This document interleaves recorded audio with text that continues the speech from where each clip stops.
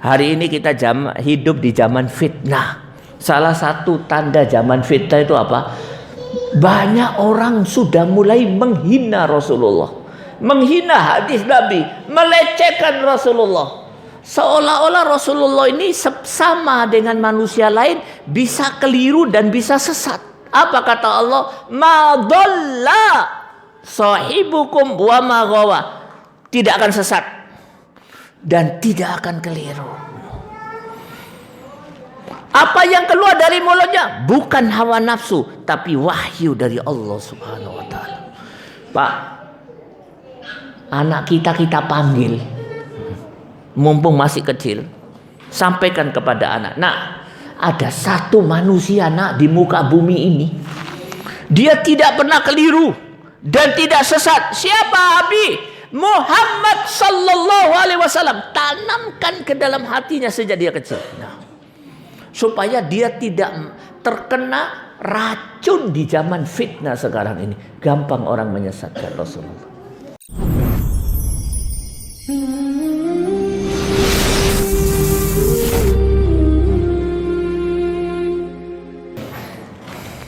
Mari kita berdoa semoga perjumpaan ini berikan manfaat bagi kita semuanya. Saya wasiatkan pada diri saya juga pada semuanya, marilah kita tingkatkan takwa kepada Allah Subhanahu wa taala. Rasulullah sallallahu alaihi wasallam bersabda, "Taraktu ma in tamassaktum bihi lan tadillu ba'di kitabullah wa sunnati rasulih." Hadis ini sahih, riwayat Bukhari dan Muslim, muttafaqun alaih. Sebelum kita membahas tentang hadis ini, saya perlu sampaikan kepada seluruh jamaah bahwa yang saya bacakan barusan tadi itu hadis Nabi.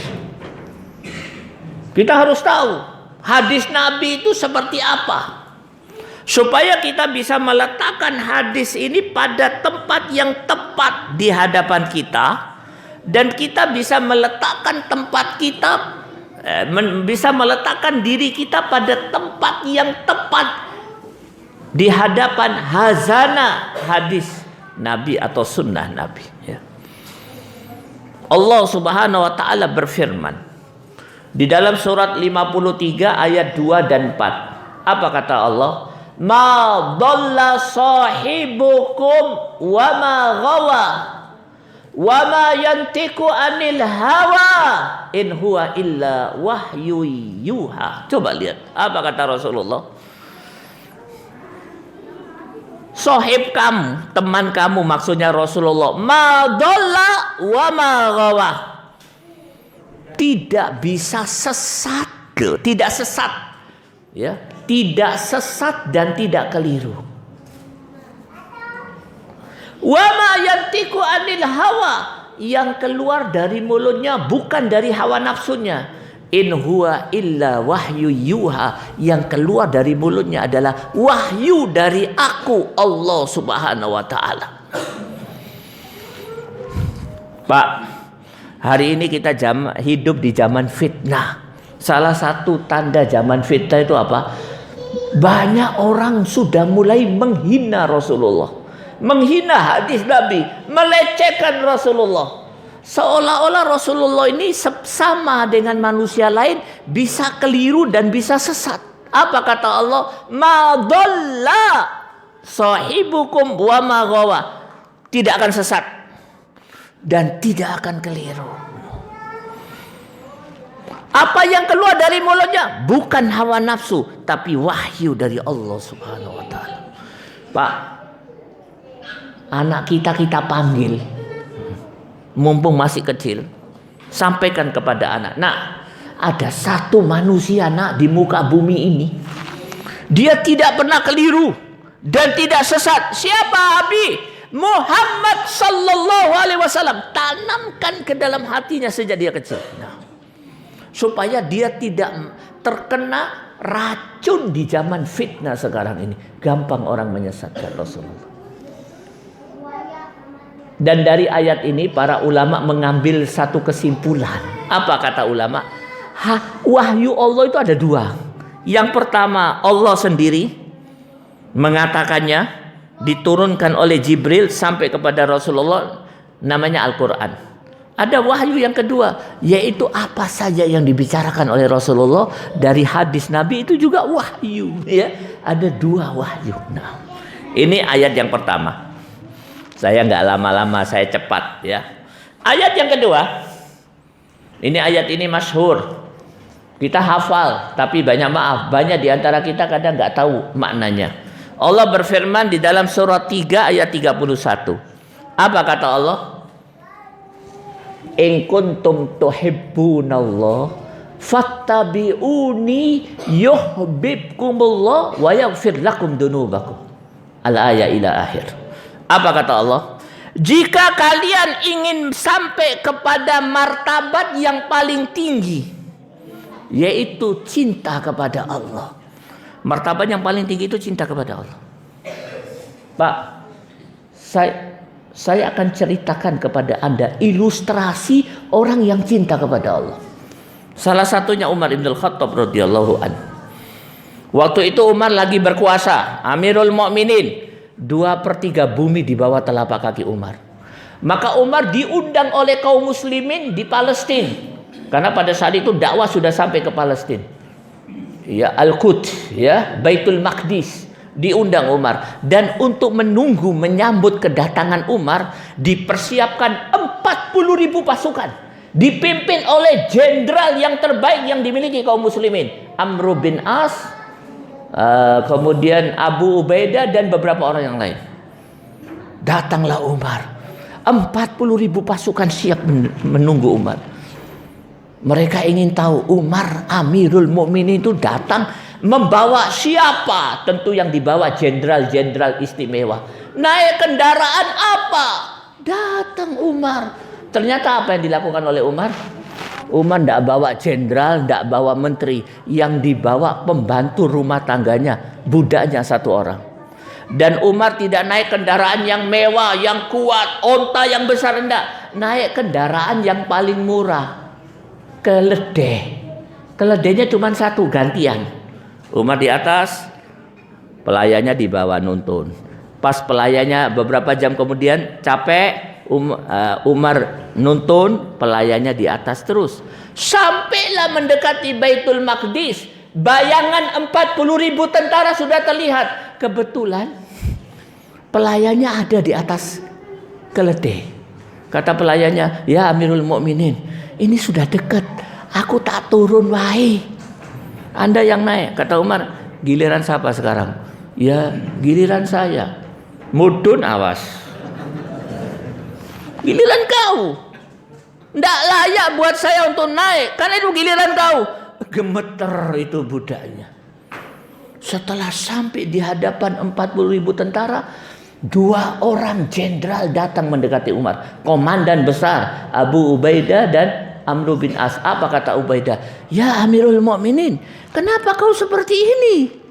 Naik kendaraan yang paling murah. Tidak bawa menteri tapi bawa budak. Apa kata dunia? Apa kata Umar? Dijawab oleh Umar dengan jawaban yang terpatri di dalam sejarah, terukir di atas langit. Apa kata Umar?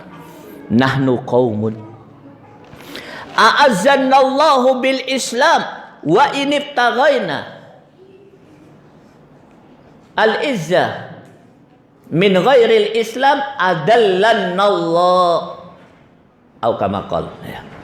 Apa kata Umar? Kami ini satu kaum, kita ini kaum dimuliakan oleh Allah dengan Islam. Apabila kita mencari kemuliaan selain Islam, Allah akan menghinakan kita semua. Kata Umar, biar aku tampil dengan ini, tapi di dalam dadaku ada Islam. Tidak usah pikirkan apa kata dunia. Yang menjadi pikiranku, apa kata akhirat. Ihwanufiddin rahimakumullah. Kenapa bisa muncul orang seperti itu? Karena dia sudah sampai kepada martabat mencintai Allah. Martabat yang paling tinggi. In kuntum tuhibbunallah. Kalau kau ingin sampai kepada martabat mencintai Allah, caranya cuma satu. Kata Allah, fattabi'uni yuhibbukumullah. Ikuti Rasulullah. maka Allah akan cinta kepada kau dan kau akan dicintai oleh Allah Subhanahu wa taala. Dan maka Allah akan cinta kepada kau, kau akan dicintai Allah. Dan kalau kau lakukan itu, Allah akan mengampuni seluruh dosa. Iman fillah rahimakumullah, dari ayat ini kita bisa mengambil satu kesimpulan bahwa untuk sampai kepada mahabbatullah rumusnya cuma satu, ittiba'un nabi, mengikuti nabi, mengikuti Rasulullah. Bukan baca solawat kepada Rasulullah loh. Banyak maaf, baca solawat sebagian kecil daripada mengikuti Nabi. Ya, kalau kita sudah mengikuti Nabi, maka kita pun akan bersolawat. Tapi mengikuti Nabi lebih luas. Kenapa saya sampaikan ini? Ada orang yang bersolawat kadang tidak mengikuti Nabi. Ayat yang kedua. Sekarang saya akan sampaikan ayat yang terakhir, yang ketiga. Allah Subhanahu wa taala berfirman di dalam surah 24 ayat 63. Apa kata Allah? Falyahdharil ladina yukhalifuna an amrih an tusibahum fitnah aw yusibahum adabun alim. Apa kata Allah? Sepantasnya lah takut. Ya, ayat ini terdapat di dalam surah 24 ayat 63. Sepantasnya lah mereka takut, yaitu orang-orang yang menyelisihi perintah Nabi. Kenapa takut? Karena akan terkena dia fitnah di dunia, mati masuk neraka. Dari ayat ini kita bisa mengambil satu pelajaran penting. Apabila seseorang tidak mengikuti Nabi, menyelisihi Nabi, maka dia akan mendapatkan dua hal. Fitnah di dunia, mati masuk neraka. Ustadz, fitnah itu apa? Sulit hidupnya. Kerja tidak dapat rezeki. Pulang ke rumah, istri cerewet.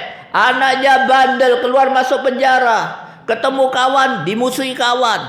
Punya duit bahil.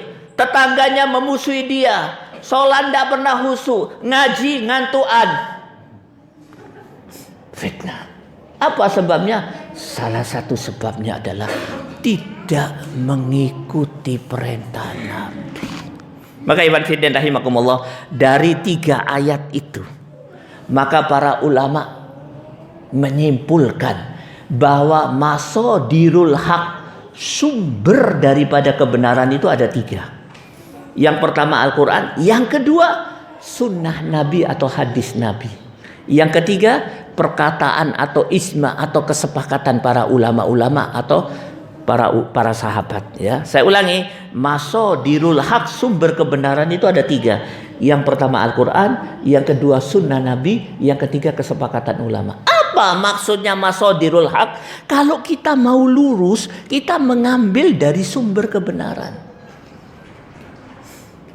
Hati-hati loh, banyak orang mau lurus tapi mengambil dari masadirul batil, sumber kebatilan, tidak akan pernah lurus, ya. Maka ikhwan fiddin rahimakumullah, dari ayat-ayat itu para ulama sepakat bahwa hadis Nabi, sunnah Nabi adalah sumber kebenaran. Ustadz, apa betul itu? Iya, tapi kami tidak pernah membaca hadis. Tak ada kitab hadis. Setiap hari tidak pernah baca hadis. Inilah musibah kaum muslimin hari ini. Bagaimana dia akan benar? Dia tidak dekat dengan sumber kebenaran. Pak, orang kalau tidak mengambil kebenaran dari sumbernya, dia akan mengambil kebenaran dari sumber batil. Dan tidak akan pernah bisa mendapatkan kebenaran. Apa itu sumber kebatilan? Ada 3 juga. Yang pertama, O pangkat 3. Otak, ate, otak. Kalau O pangkat 2 enak. Otak-otak. Nah, makanan enak. Ini otak, ate, otak. Hati-hati. Yang kedua, ajaran nenek moyang. Hati-hati. Allah Subhanahu wa taala telah menjelaskan nenek moyang itu mempunyai 2 predikat. Apa itu? Sesat dan bodoh. Apalagi nenek moyang bangsa Indonesia. Banyak maaf, nenek moyang bangsa Indonesia ini orang Hindu dan Buddha. Kalau kita mengambil kebenaran dari nenek moyang, pasti tidak akan membawa ke jalan yang lurus, karena isinya kesesatan. Loh Ustadz, adakah Adakah nenek moyang yang lurus? Ada. Jumlahnya sedikit. Siapa itu? Dijelaskan oleh Allah di dalam surat 9 ayat 100. Was-sabiqunal awwaluna minal muhajirin wal ansor walladzina tabauhum bi ihsan radhiyallahu an wa radu'an. Allah ridho kepada dua kelompok. Kelompok yang pertama para sahabat, itulah nenek moyang yang lurus. Dan kelompok yang kedua yang Allah ridho, siapa saja yang mengikuti sahabat. Selain sahabat dan orang yang mengikuti sahabat, nenek moyang itu sesat. Banyak maaf ini, ada program penyesatan di tempat kita ini. Apa itu? Yaitu program yang namanya kembali kepada nilai-nilai luhur nenek moyang. Sebenarnya penyesatan. Kalau diteliti isinya apa? Kesyirikan. Hati-hati. Yang ketiga, sumber kebatilan adalah ajaran, hukum, petua, ilmu dari ideologi batil, ideologi barat, ideologi yang dibuat oleh manusia. Maka sekali lagi, ini yang pertama. Ya, sudah paham sampai di sini? Baru kita sekarang mulai membahas tentang hadis Nabi tadi. Yang penting kita sudah tahu bagaimana meletakkan diri kita secara tepat di hadapan hadis Nabi dan bagaimana meletakkan hadis Nabi dengan tepat di hadapan kita. Penting sekali, Pak. Kenapa hari ini hadis Nabi banyak dilanggar oleh seseorang? Karena dia tidak meletakkan hadis pada cara tempat yang tepat. Nih, saya akan cerita. Sebenarnya pernah saya cerita di masjid, beberapa masjid, tapi saya ulang kembali. Karena ini masjid baru, rahmatullah. Semoga Allah memberikan rahmatnya kepada kita semua. Ada satu kisah yang sangat dahsyat. Kisah ini menggemparkan Saudi Arabia. Jadi ada seorang imam. Wah, dahsyat sekali. Karena memang hari gini masih ada orang seperti ini. Ya, di Saudi Arabia itu ada satu masjid. Ya, besar juga masjidnya. Ada imam. Sholat subuh datang ke masjid itu. Sebelum subuh dia mendengar di luar masjid ada orang menangis. Ajib. Didatangi oleh dia. Ternyata di luar masjid ada orang menangis. Bersujud. Dan sujudnya di tempat sandal. Ajib. Nangisnya betul. Sujudnya bagus. Tapi kenapa di tempat sandal? Ditinggal. Mungkin orang gila. Kemudian adzan, qomat. Imam itu sholat. Sejak takbiratul ihram sampai salam, imam dan para makmum mendengar ada orang menangis sejak takbiratul ihram sampai salam. Setelah dilihat ternyata orang itu. Setelah selesai sholat didatangi orang itu. Didatangi oleh imam. Imam berkata, Bung, Anda ini kok aneh. Tadi sebelum sholat menangis di depan masjid sambil bersujud di tempat sandal pula. Ini sepanjang sholat menangis. Ada apa Anda ini? Sambil menangis orang itu menjawab, Pak Imam, wallahi beberapa waktu yang lalu saya membuka kitab hadis. Dengarkan. Setelah saya membuka kitab hadis, saya mendapatkan satu hadis Nabi. Di situ Rasulullah bersabda, Man sholla lillah arba'ina yauman fi jama'ah yudriku at-takbiratul ula kutibat lahu bara'atum minan nifaq wa bara'atum minan nar. Yang artinya dalam bahasa Indonesia, barang siapa yang sholat karena Allah 40 hari 40 malam berjamaah di masjid, dan setiap sholat dia mendapatkan takbiratul ula. Imam Allahu Akbar dia dapatkan takbiratul ihram. Apa kata Allah? Kutibat lahu bara'atan.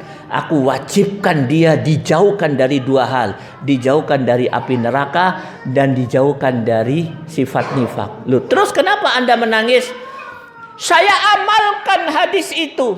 Terus tadi malam terakhir tinggal sholat subuh saja. Terus tadi malam saya kerinan. Bangun sudah adzan. Terus saya ambil mobil saya cari masjid. Semua masjid sudah sholat. Waduh, saya menangis, ya Allah. Jangan kau haramkan padaku baro'atan, dijauhkan dari api neraka dan dijauhkan dari sifat nifak. Terus alhamdulillah saya dapatkan masjid ini belum sholat. Maka saya parkir mobilku, saya loncat ke tempat wudhu, saya wudhu. Dari tempat wudhu ke masjid, saya tidak mendengar suara.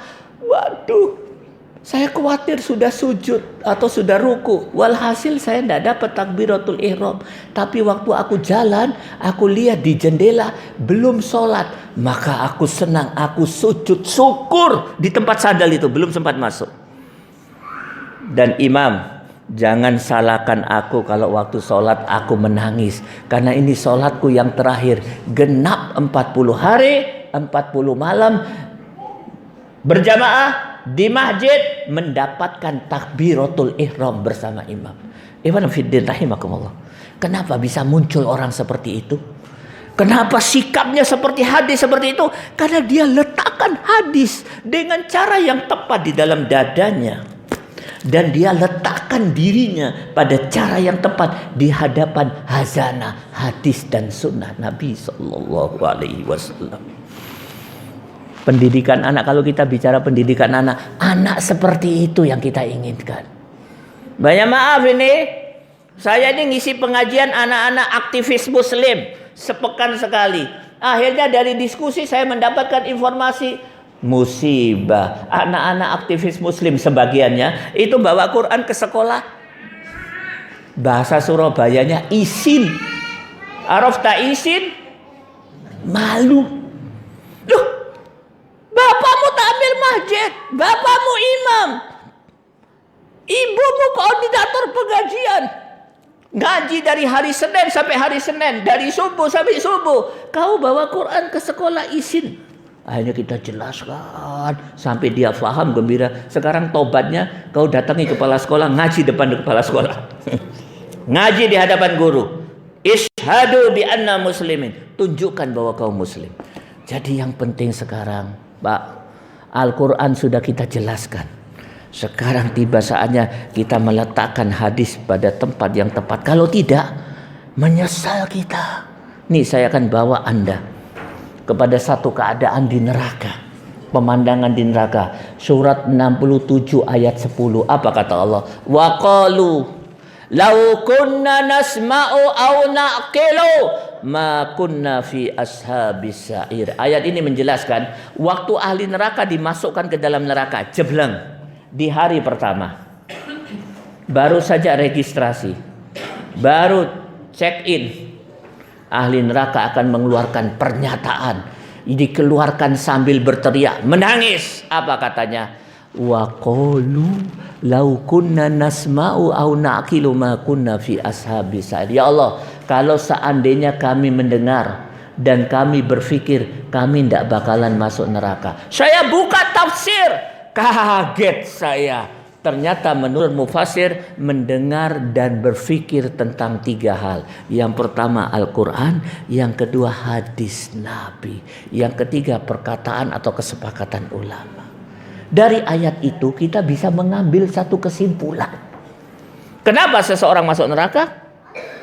Selama hidupnya tidak pernah membaca, mendengar, memikirkan di samping Al-Quran, hadis Nabi. Kalau tidak dimulai sekarang, hadis Nabi itu jumlahnya banyak, Pak. Hampir 2 juta. Kalau nggak dicicil sekarang, nanti pada saat kematian datang, jangan-jangan menjadi orang yang menyesal. Wa na'udzubillahi min dzalik. Pak, saya akan tunjukkan kepada Anda profil orang yang menggetarkan musuh-musuh Islam. Di tangan dia Palestina bisa kembali setelah dijajah 90 tahun oleh Britania.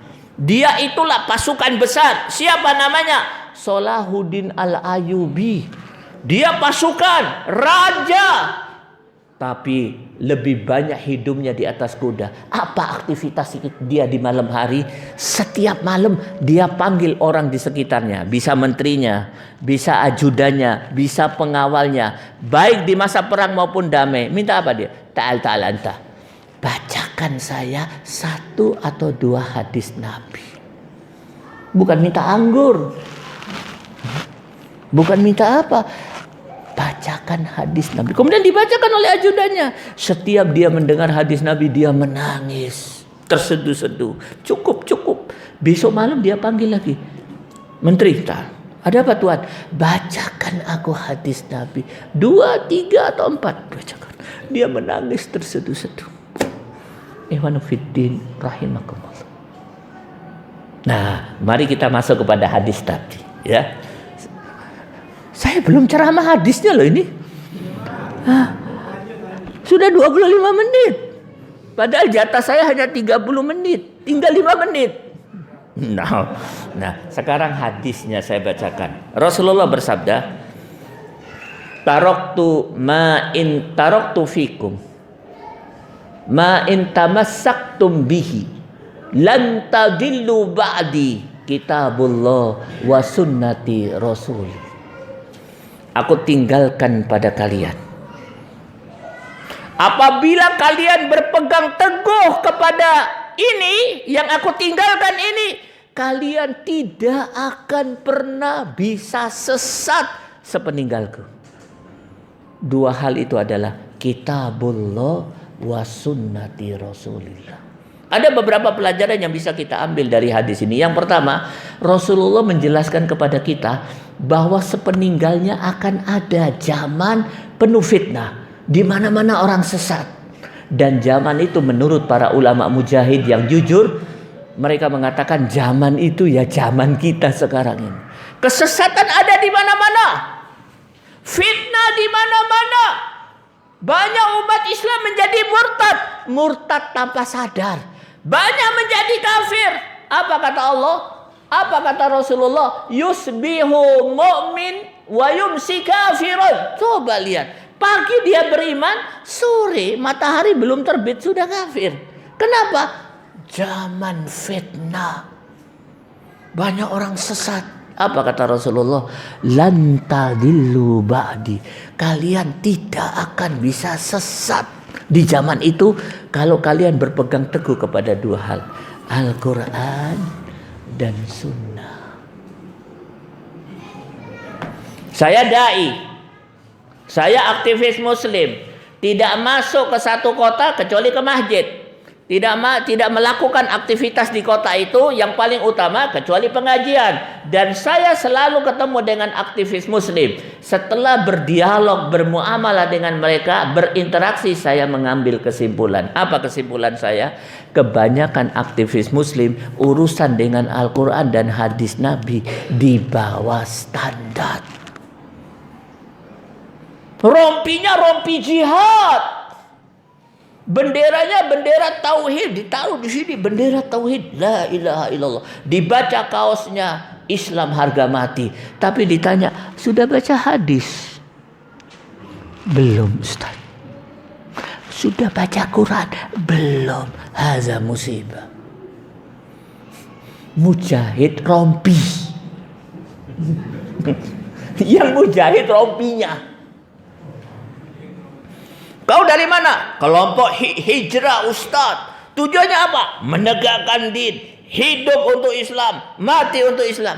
Wis moco hadis. Sudah 3 bulan tidak pernah megang hadis. Musibah.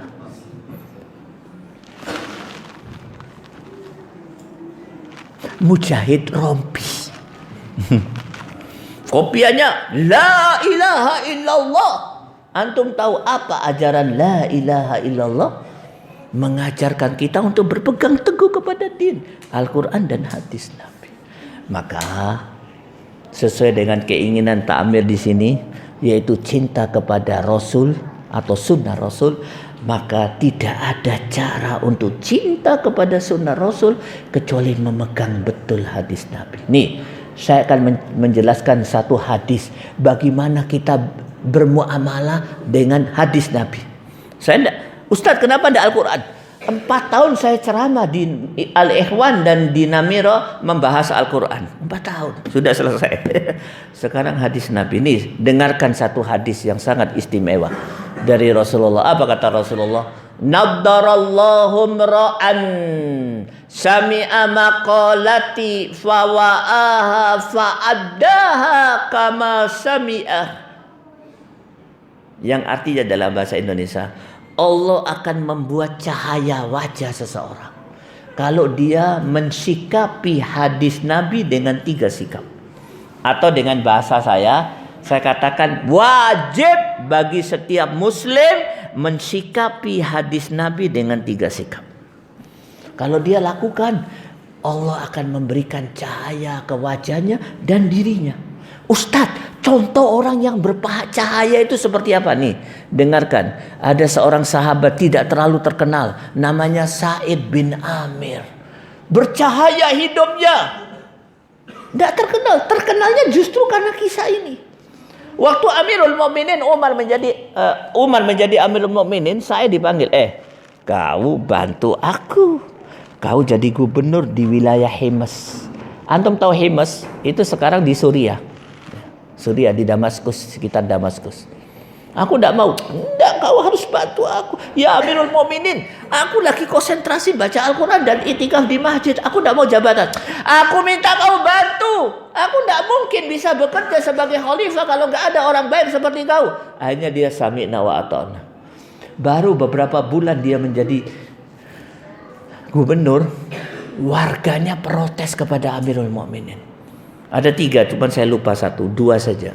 Ya Amirul Mukminin, kami tidak suka dengan gubernur Sa'id bin Amir. Kenapa?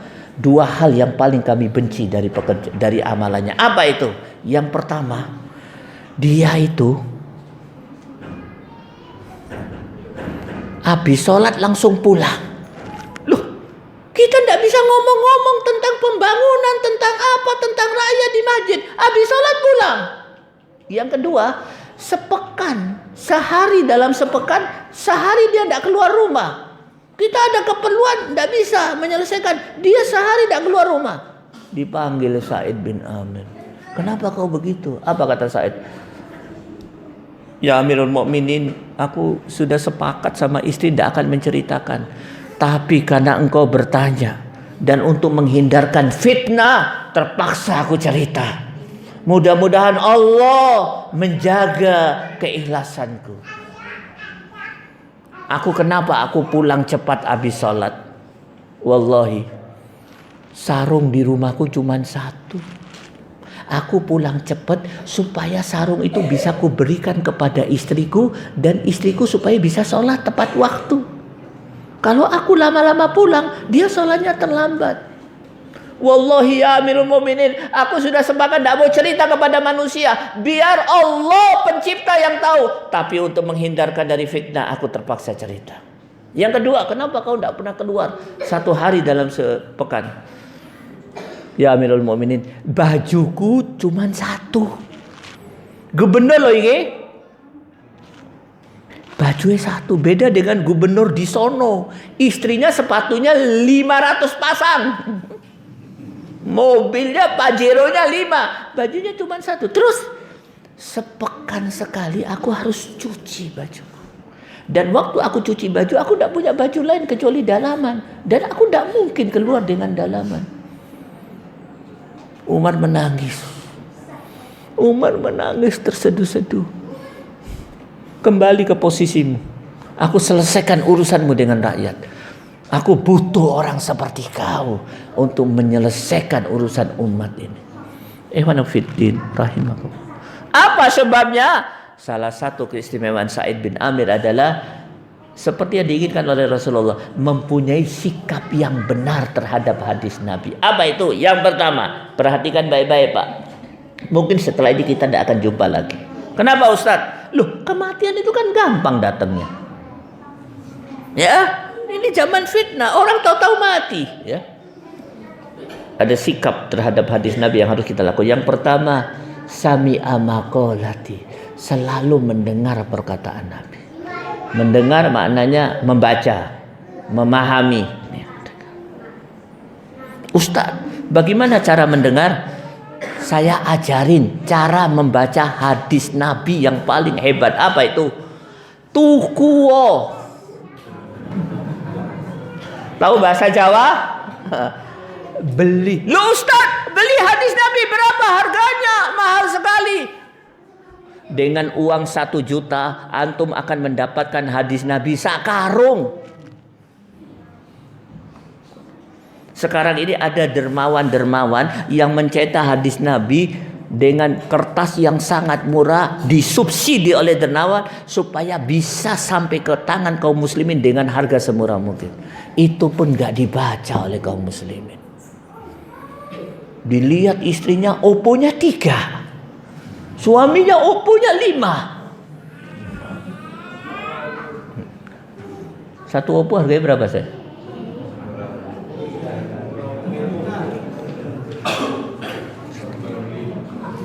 Yang kedua, fawaaha itu apa? Memelihara. Memelihara itu maksudnya, saya buka pendapat ulama, memelihara itu adalah mencatat dan menghafalkan. Banyak banget. Kenapa pendidikan anak itu nggak bagus?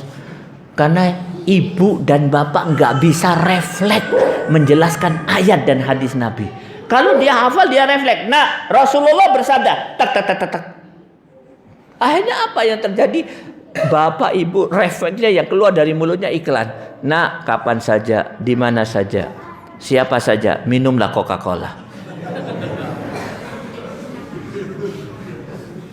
Nih, saya akan sampaikan satu hadis. Masya Allah, kabar gembira. Apa kata Rasulullah? Man hafidho ala ummati arba'ina hadisan min amri diniha.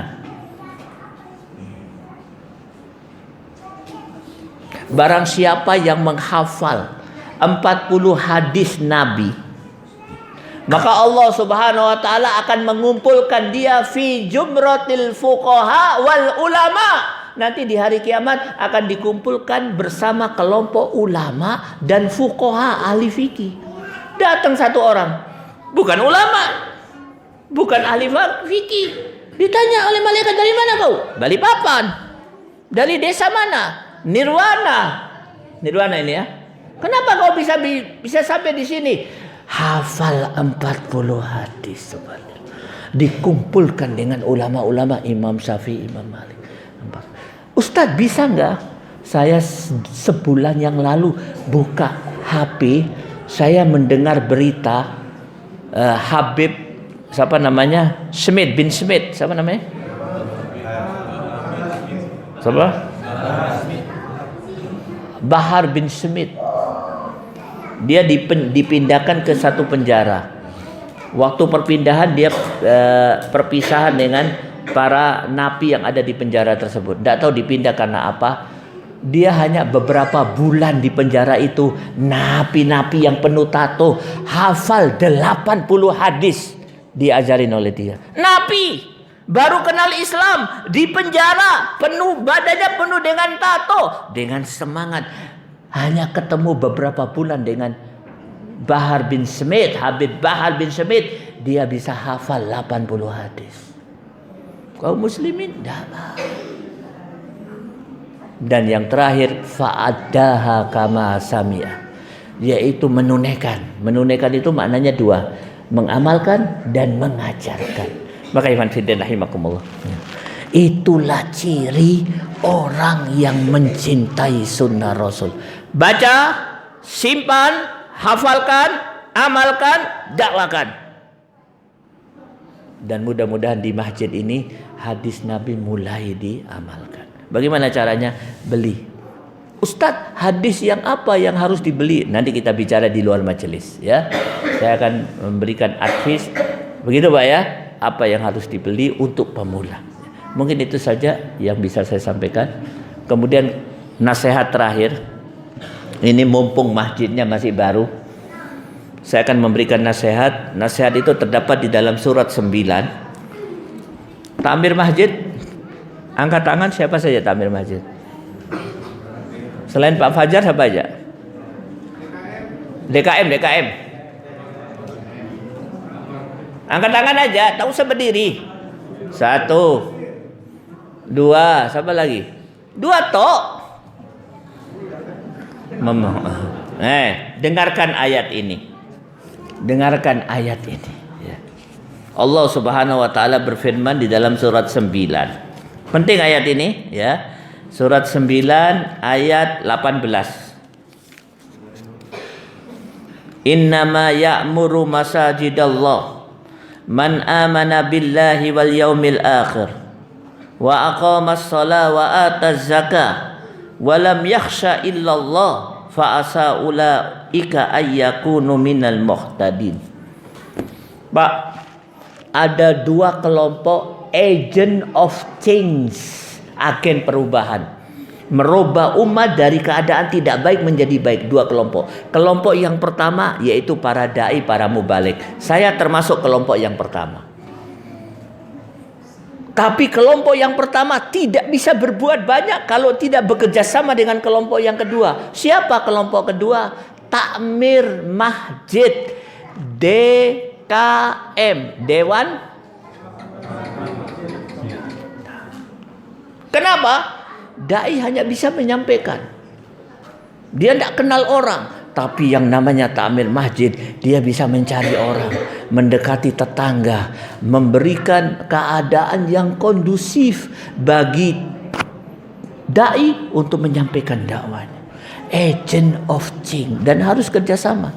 Dan tidak akan pernah bisa melakukan tugasnya kecuali takmir masjid mempunyai 5 sifat. Nah, 5 sifat ini dijelaskan oleh Allah di dalam ayat tadi. Ya, perhatikan betul. 5 sikap. Yang pertama, beriman kepada Allah, nomor 1. Yang kedua, beriman kepada yaumil akhir. Yang ketiga, mendirikan sholat. Banyak maaf, ini di Surabaya ada takmir masjid, pembina, tapi tidak pernah sholat di masjid itu.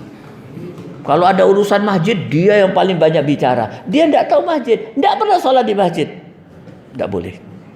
Dia harus yang pertama kali datang di masjid. Sebelum adzan sudah datang. Pulang terakhir nguji. Yang keempat, membayar zakat. Yang terakhir, ini yang paling penting, walam yakhsha illallah. Tidak takut kecuali hanya kepada Allah. Loh, kenapa yang kelima ini perlu? Iya, dia tidak akan pernah bisa menjadi agent of change kalau di dalam dadanya ada sifat penakut terhadap manusia. Tidak boleh takut kecuali hanya kepada Allah. Banyak maaf, dakwah banyak gagal bukan karena dai, bukan karena mubalik, tapi karena takmirnya penakut.